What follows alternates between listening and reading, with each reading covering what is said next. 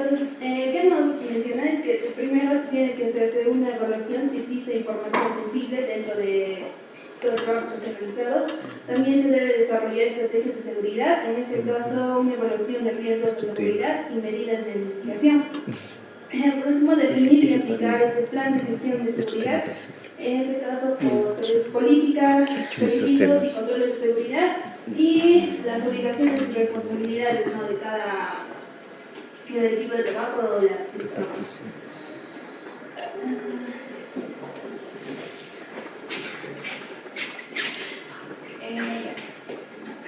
ahora vamos a hablar sobre lo que es la estructura conceptual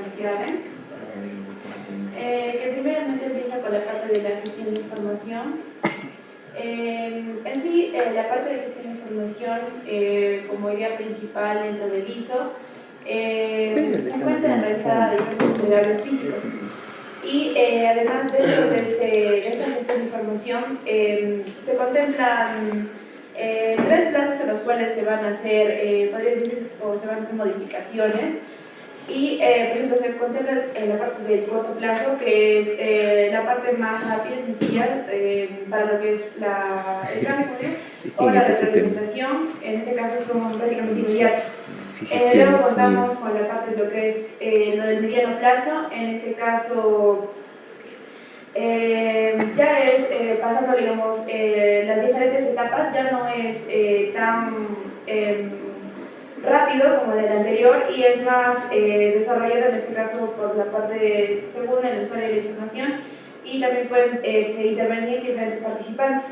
Lo que es ya diferente la parte de largo plazo ya es, por ejemplo, el intercambio de información entre, en este caso, el denominado propietario operador y en este caso los usuarios o la sociedad en torno a lo que es en sí el proyecto, podríamos decir en general.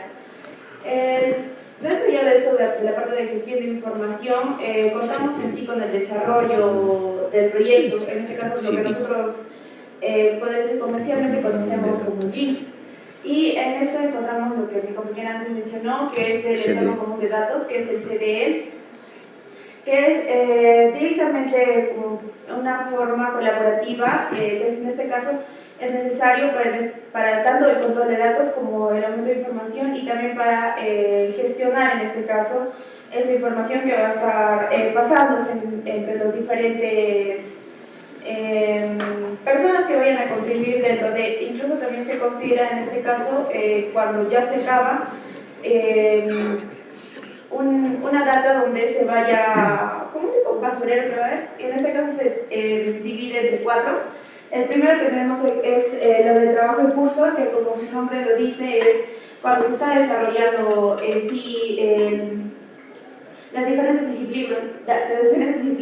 Y en estos casos, por ejemplo, la información no es visible, por ejemplo, para otra persona que esté en un diferente campo y tampoco es visible al público, sino que se cierra solamente en ese grupo de trabajo. Luego, después de un cierto proceso, pasa al que es este caso que es del compartido. Acá ya se puede, o se pasa la información entre diferentes ámbitos, podríamos decir, y en los cuales se hace la comparación y se hace la revisión. Por ejemplo, si hablamos de una casa, ya podríamos estar de acuerdo a lo que es, por ejemplo, lo de arquitectura, con lo de estructuras y poder en sí relacionarlo. Luego tenemos la parte del publicado, que en sí ya es la información autorizada o la información que ya está revisada y que esta ya es apta para poder usar en la siguiente fase del proyecto. En este caso, para poder, digamos, empezar la construcción, etc. Y el último, lo que antes mencionaba, es del archivo, que es directamente el contenedor donde se almacena la información que ya no se vaya a utilizar, la información que ya está descargada. En este caso incluso también se consideran algunos como modelos que, digamos, el cliente haya traído o haya proporcionado al equipo para poder tomar como referencia. Dentro de lo que es también del CDE, aplican ciertas normas. Esto principalmente para evitar lo que son filtraciones de información y también para poder verificar que la información que se esté utilizando sea adecuada. En este caso, como puntos principales, se da lo que es colaboración entre contrataciones y lo que es directamente la confianza, que es algo que interesa bastante, tanto lo que es más que toda la parte BIM, porque si no, el proyecto en sí no funcionaría.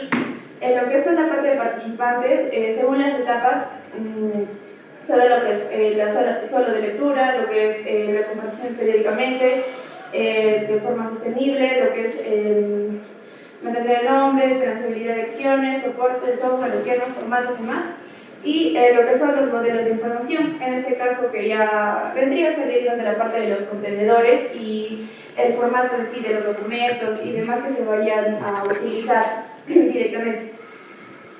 Luego también hablamos lo que son sobre los roles y responsabilidades.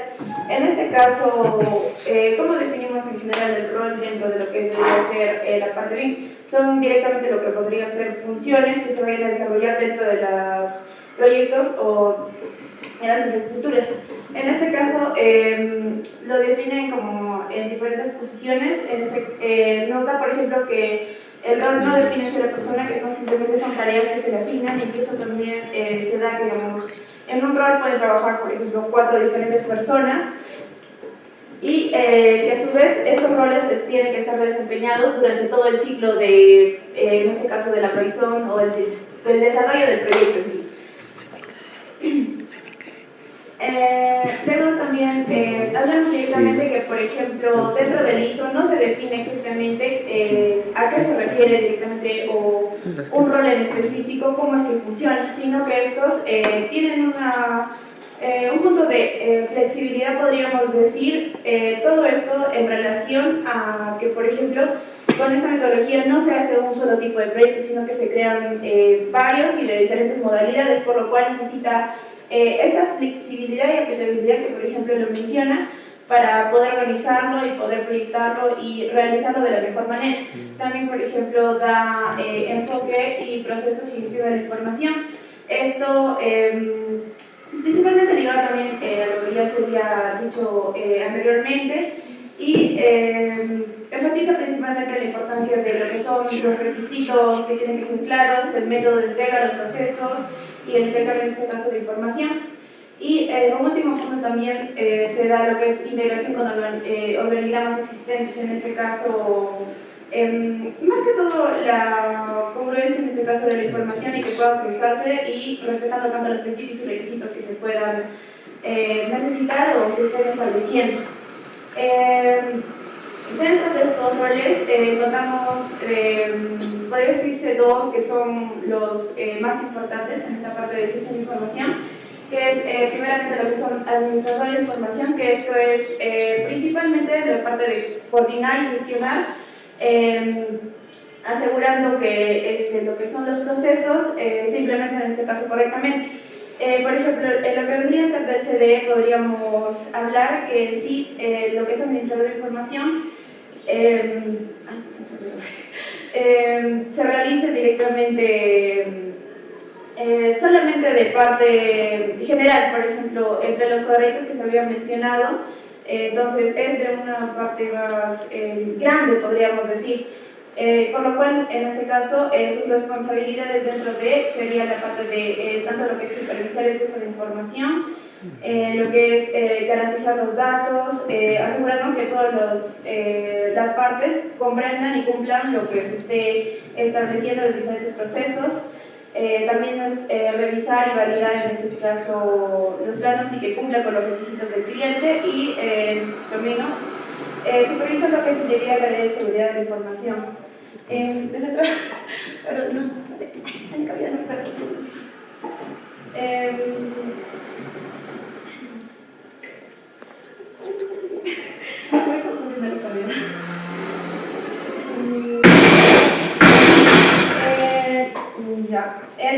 otro que es, no le cambiaron, es responsable de entrega de información.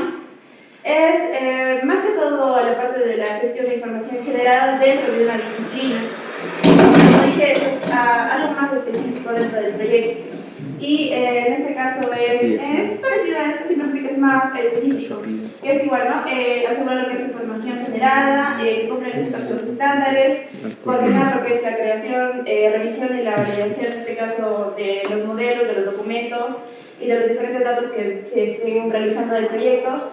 También gestionar lo que son las revisiones dentro del equipo directamente y en este caso colaborar con el administrador de información para que no haya, en este caso resolver conflictos o discrepancias o algo que no esté concordando en relación a la información directamente. Y luego tenemos la parte de lo que son flujos de información y estados de aprobación. En este caso, dentro incluso del CDE encontramos dos principales, que es la parte de control, revisión y aprobación, que en este caso podemos encontrar acá, dentro de la parte del CDE. Estos se encuentran de la parte de lo que es el trabajo en curso o el trabajo en progreso y lo que es la información compartida. Esto principalmente es una revisión para poder, en este caso, ver que la información esté correcta y pueda compartirse en general, como su nombre lo dice, y asegurarse, ¿no?, que también esté cumpliendo los diferentes niveles de control. Y el otro punto, que es directamente lo que es la revisión y autorización, que es directamente la parte de que está entre la información de producción verificada, la información compartida y la información publicada, que es directamente la parte donde se revisa que esté todo, podría ser correctamente para poder ser utilizado después ya de manera real en las siguientes fases. Y, por ejemplo, también nos especifica que en este caso ciertas tareas que estén sujetas a modificaciones no pueden ser autorizadas o no pueden ser aprobadas.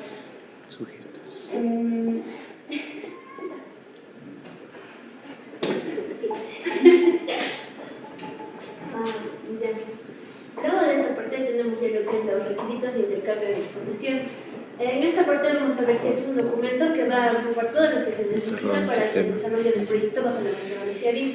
Ahora, este debería ser uno de los primeros documentos que debería emitirse antes de poder iniciar a desarrollar un proyecto.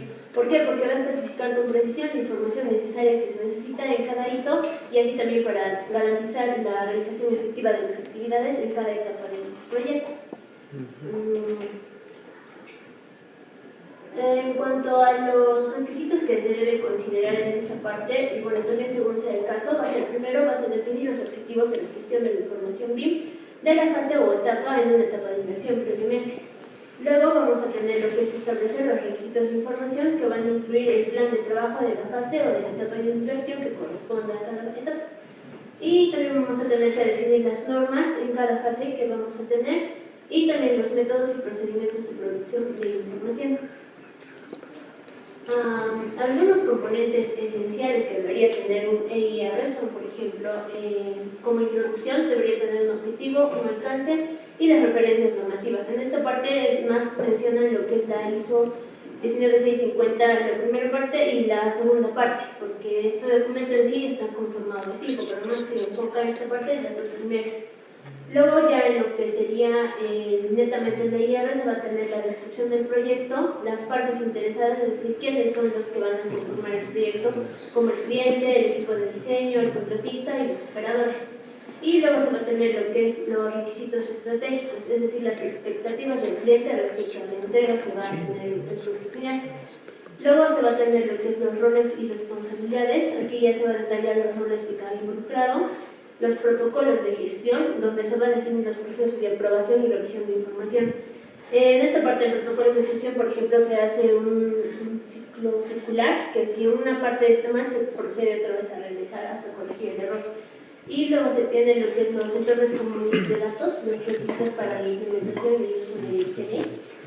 Luego tenemos lo que ya serían los entregables, que son los formatos de archivos, los formatos que se van a entregar en lo que son en los modelos de información, el IFC, el RVT, el DWG o lo que se establezca. Y en cuanto a los documentos tenemos el PDF y el DOCS. Y algunos datos también. En niveles de información también se va a definir el nivel de desarrollo, es decir, la cantidad de información que vamos a querer en cada fase. También tenemos interoperabilidad, que va a especificar los requisitos de compatibilidad de software y sistemas. y los requisitos de modelado, lo que es ya los detalles sobre la estructura de los modelos digitales. Acá también podemos ver lo que sería un formato de registro de requisitos de intercambio, que esto está publicado en el Plan BIM Perú del año pasado, del 2003. Es el formato número 4, el anexo E, si no me recuerdo, y acá nos detalla más o menos cómo deberíamos llenarlo para registrar cuando queremos trabajar con metodología BIM. Aquí tenemos, por ejemplo, los datos de inversión, en la primera parte. Luego tenemos que llenar lo que es la institucionalidad.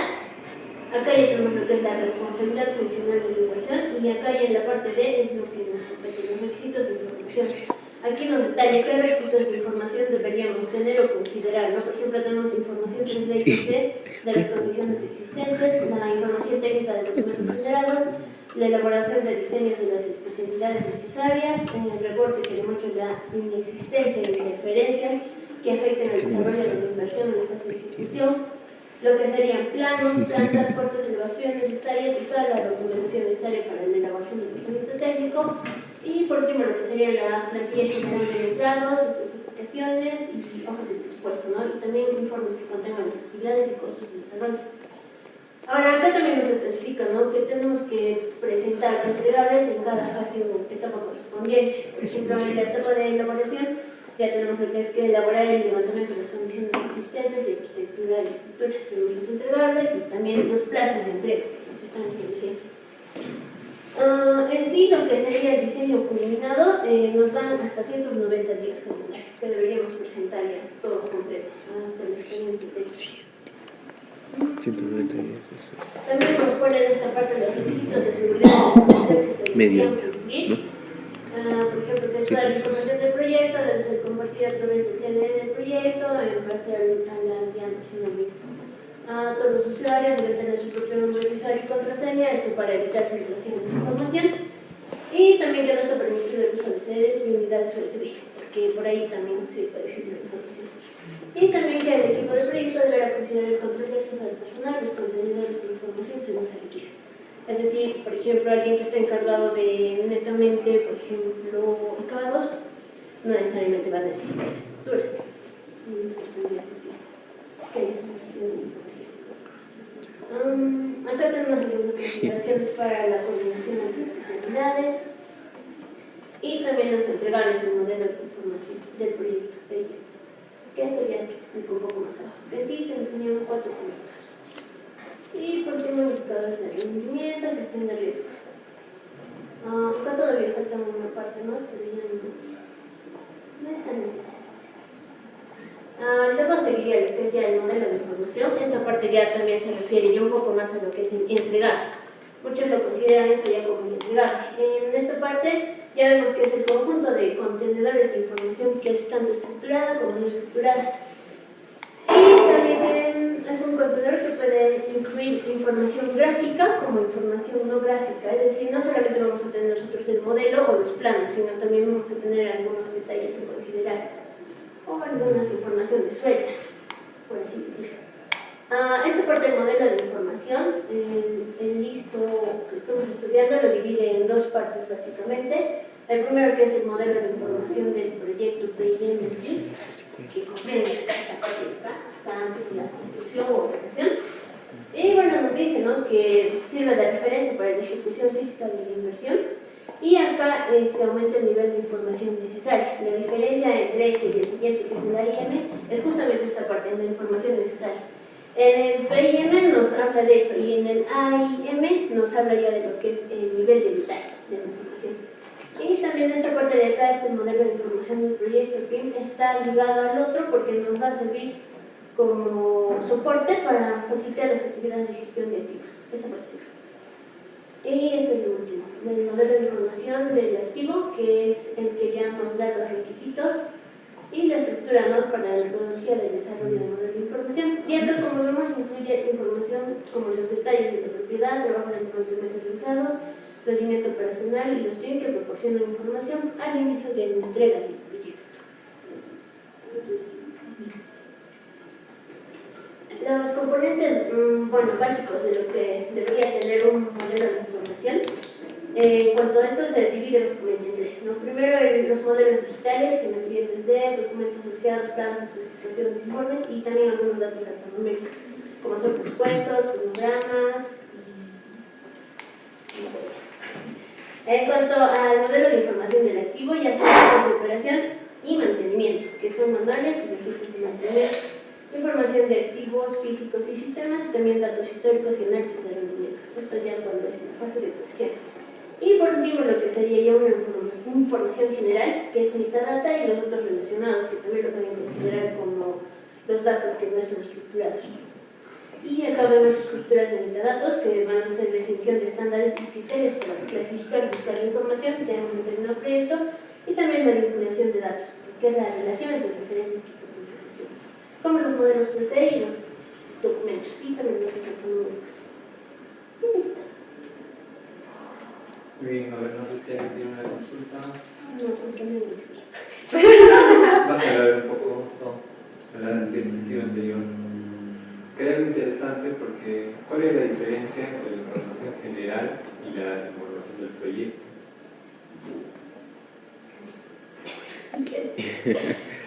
La información del proyecto es el PIM, ¿no? Sí, claro. Pero que dentro de la información de general de la metadata habla de los mismos criterios de clasificación y propiedad de la información. Entonces, contiene lo mismo. O contiene parte de, o no contiene parte. Contiene parte de la información, digamos, acá es más detallado, y esto Sí. ya como un poco de información más general. Por ejemplo, No, cuando buscamos tesis, metadatos, así Sí. que los hago. No, sino que todos estos van en tiempos distintos. La información, o se hace las tres a la misma, en el mismo, digamos, en paralelo, a eso me refiero. Probablemente no. En sí, lo que hemos entendido es que el primero es esto y lo otro.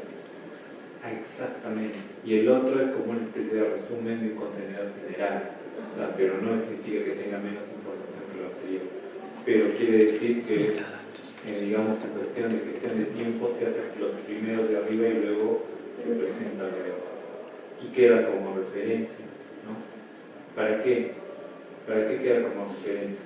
Porque esto que aquí casi nunca se ve. ¿Han visto alguna vez alguno de estos manuales sobre registros de mantenimiento? O sea, no me refiero al tema RIMA, sino en general.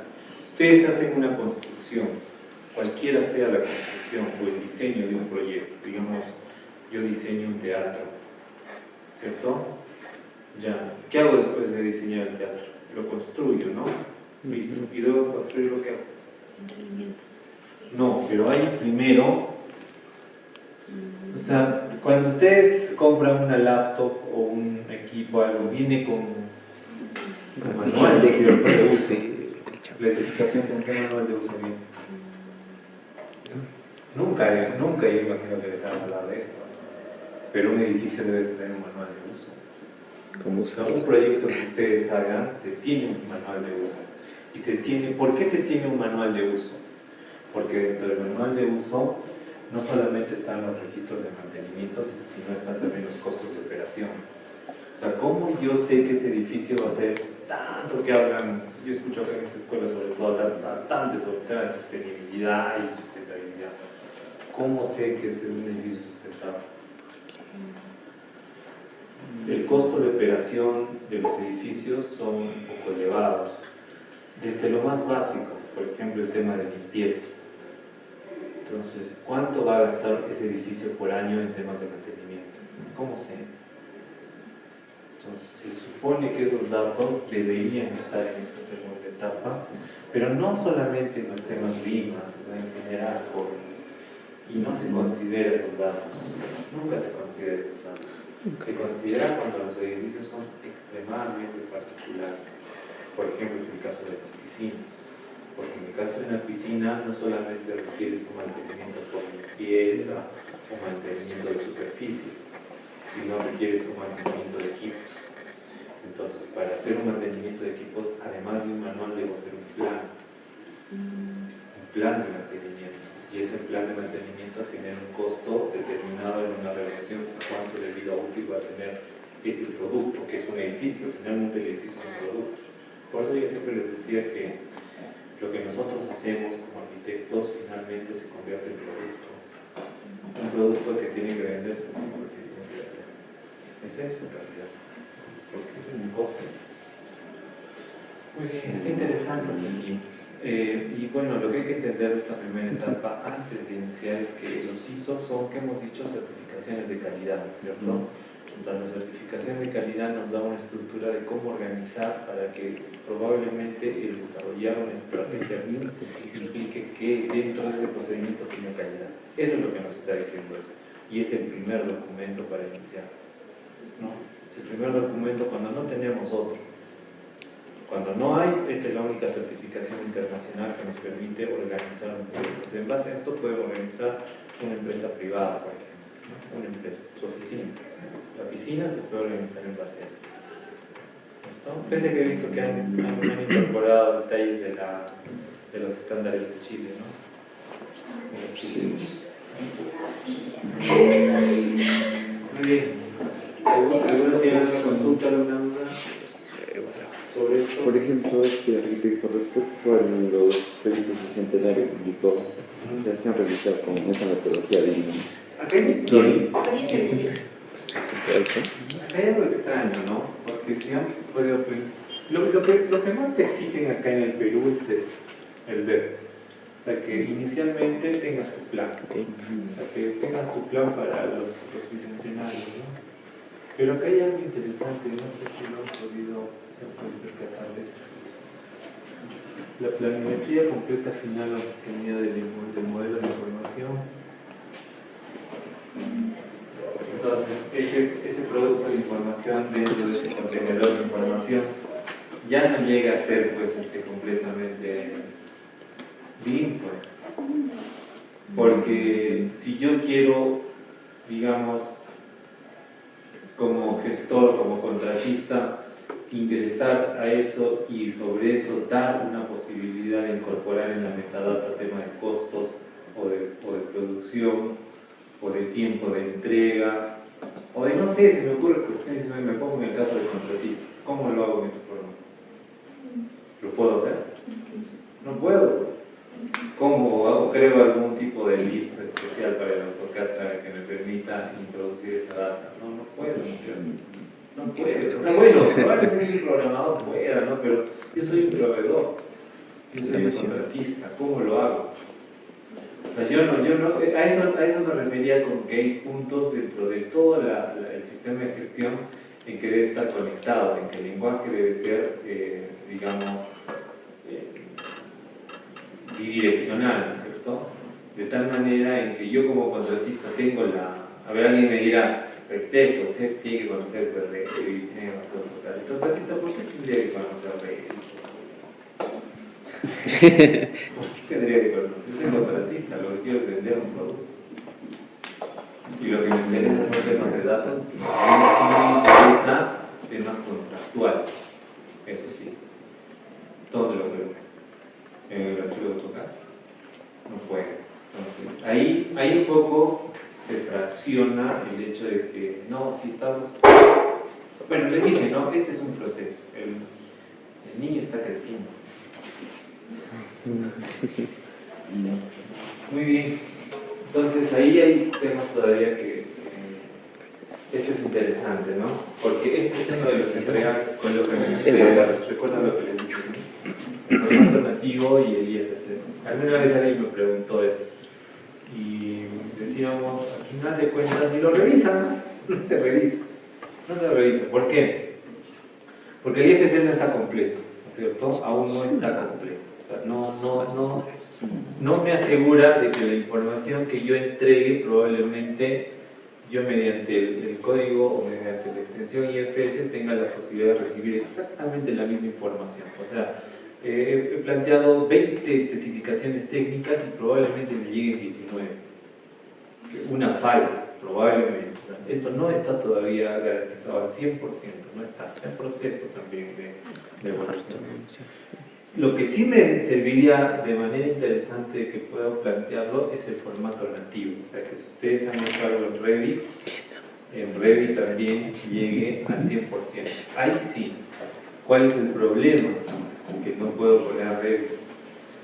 No puedo poner arreglo. Entonces lo coloca en formato nativo solamente como un aspecto formal, ¿no? Entonces ahí faltan algunas cosas. ¿Listo? Incluso hasta para el tema de contrataciones. Yo he visto, por ejemplo, hay un caso de que los contratos, ¿cómo hacemos el tema de firmas digitales para temas de contratos aquí? Es también un poco complicado, ¿no? Muy bien, continuamos con la segunda etapa. Ahí quedan más complejos aquí.